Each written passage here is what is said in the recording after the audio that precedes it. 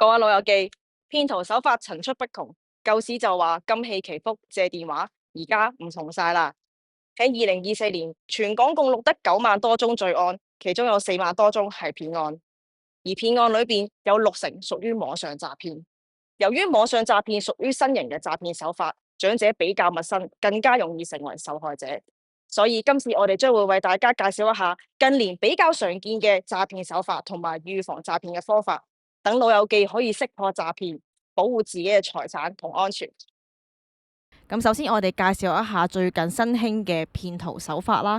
首先有 AI 智能騙案，因為 AI 咧係近年先興起嘅，咁許多咧長者都未必清楚有呢一樣嘢嘅。咁佢話會點樣呢？佢係有可能咧會仿冒你身邊嘅人嘅聲音啦，又或者係影片詐騙啦，又或者係網絡嘅精準釣魚嘅。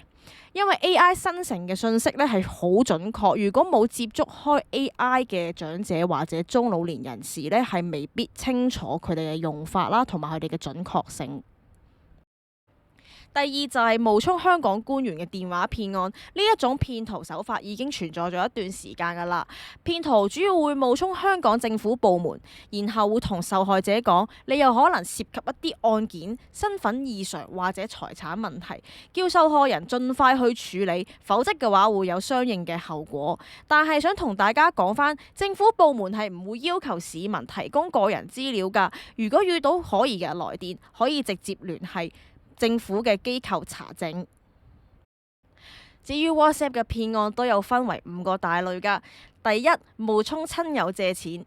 首先，如果你收到親友借錢嘅訊息呢，應該直接打電話親自向對方求證，唔好輕易轉帳去啲可疑嘅戶口。第二，盜取 WhatsApp 賬戶，騙徒會透過釣魚短信或者假冒嘅官方通知，要求受害者輸入 WhatsApp 驗證碼，從而盜取賬戶。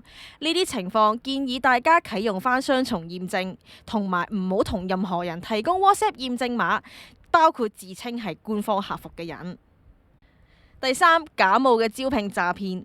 騙徒會聯絡受害者，聲稱提供高薪嘅兼職，例如簡單嘅點讚工作或者每日幾百蚊嘅獎勵。但係重點係會要求受害者支付保證金或者手續費。呢啲情況想同大家講返，真正嘅招聘公司係唔會要求求職者先付款㗎。如果你哋仲有疑慮嘅話，可以上網搜尋下該公司嘅資料。第四，網購詐騙，騙徒會透過 WhatsApp 去銷售產品，用低價吸引受害者。付款之後，受害者可能會收唔到貨品，或者收到假貨。呢啲情況想同大家講返，唔好輕易相信過於便宜嘅貨品，應該用返安全嘅支付方式，而唔係銀行轉帳。第五，假冒銀行或者政府機構，騙徒會假冒銀行或者政府機構同受害者講返你嘅銀行賬戶或者你涉及咗一啲案件，要求對方去提供返個人資料或者轉賬保證金去作為行騙方式嘅。呢一種情況想同大家講返，政府部門或者銀行啊係唔會透過 WhatsApp 咧去要求提供你嘅個人資料或者叫你轉賬㗎。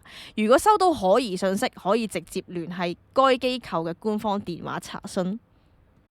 最後仲有保險短信騙案，隨住手機短信會成為保險公司同客戶聯繫嘅方法之一啦。騙徒亦都會開始利用呢一點冒充保險公司發送詐騙短信。第一，冒充保險公司客服要求你提供個人資料，同大家講返，保險公司係唔會透過短信要求你提供個人資料㗎。你哋可以直接登錄保險公司嘅官方網站查詢返你嘅賬戶狀態。第二，假冒呢個保險代理，聲稱有額外回贈同保費優惠，同大家講返，保險公司亦都係唔會透過短信去提供額外嘅回贈，大家可以聯繫返保險公司嘅官方客服，確認返你嘅優惠係咪真係咪假。第三，假冒金融監管機構，恐嚇受害者需要繳費或者提供資料。同大家講返，政府嘅監管機構係唔會透過短信聯繫你，或者要求你支付費用㗎。如果有疑問，都應該直接聯繫返官方客服確認。講咁多，唔知大家有冇發現，政府官員其實係唔會透過電話或者短信去聯繫你呢？所以下次收到電話或者短信，對方聲稱自己係政府官員嘅時候，就要小心啲留意啦。哇！屋企人有收到詐騙短信啊，最近超級多啊！係啊，我屋企人都收到好多啊，唔單止有短信啊，仲有好多詐騙電話添啊。不過咧，好彩佢哋都識問屋企人 fact check 咗先。又真係啊！如果屋企有老人家嘅話，真係好有可能會上當，好擔心佢哋嘅。究竟有咩方法可以提高中老年人嘅防詐騙意識呢？現時常用嘅搜尋器都會自帶檢查網站來源是否安全嘅功能。以 Google 為例，當我哋撳入去嘅時候，如果呢啲網站本身已經被舉報過或者被認為係唔安全嘅網站，就會顯示以下資訊。不過，亦都會有例外，所以我哋進入一個網站嘅時候，亦都可以撳右上角嘅3粒點，再撳 I 字圖標，你就可以睇到呢個網站是否已建立安全連線，同時仲會有更詳細嘅資訊。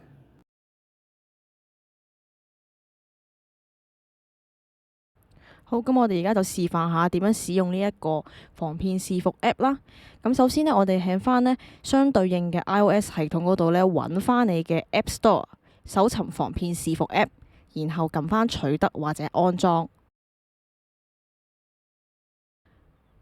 安裝成功後呢，就開啟嘅 App 啦，然後呢，要選擇翻呢傳送通知嘅，選擇翻你嘅語言，然後同意翻私隱政策。然後呢，進行設定，撳開始，然後下一步開啟來電可疑警示。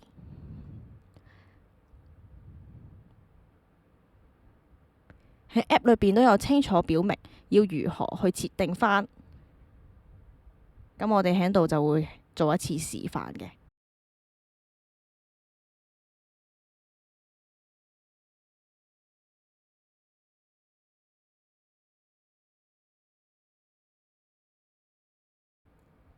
咁首先我哋打開翻電話嘅設定，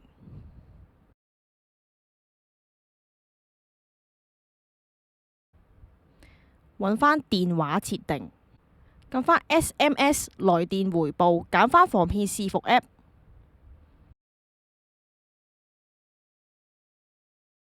通話封鎖與識別都要開翻，然後翻去我哋 App 嗰度呢，就可以完成翻設定，然後更新翻資料庫，撳翻下一步。就可以開啟埋可疑網站偵測。咁喺呢一步呢，就需要喺電話度設定翻個 VPN 嘅。咁我哋喺翻電話嗰度揾翻 VPN 選項啦，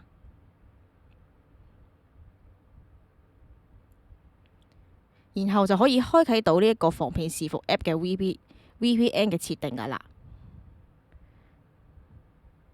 設定就係咁簡單，所以大家快啲去下載啦。